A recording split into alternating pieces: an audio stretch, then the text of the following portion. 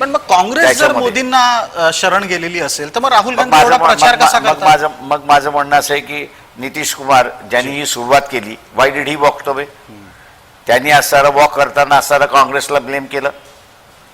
ममता बॅनर्जी, तुम्ही अशा, तुमच्याकडे ते जागा नाही आहेत, तुम्ही अशा कंडिशनच्या जागा तिथे मागताय की जी युतीच होणार नाही.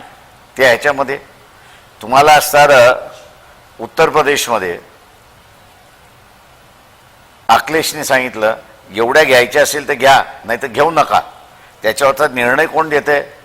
तर राहुल गांधी निर्णय देत नाही आहेत, सोनिया गांधी निर्णय देत नाही आहेत, खरगे निर्णय देत नाही आहे, प्रियंका गांधी म्हणते की नाही accept it and move ahead. हे कळायला असताना माणसं दूधखोळी नाही आहेत. पण जनतेला हे सगळं कळत असल्यामुळे टक्केवारी पर्सेंटेजची जी कमी झाली आहे त्याचं कारणच ते आहे. बर, आपण लोकांना मूर्ख समजू नये. लोकांना सगळं कळतं. त्याच्यामुळे असणारं लोकांना कळत असल्यामुळे ऑल्टरनेटिव्ह शोधत होते ते. त्याच्यामधला ऑल्टरनेटिव्ह जो आहे तो आम्ही तिथला असणारा ऑल्टरनेटिव्ह असतात आणि म्हणून या रेसमध्ये आम्ही आहोत. आज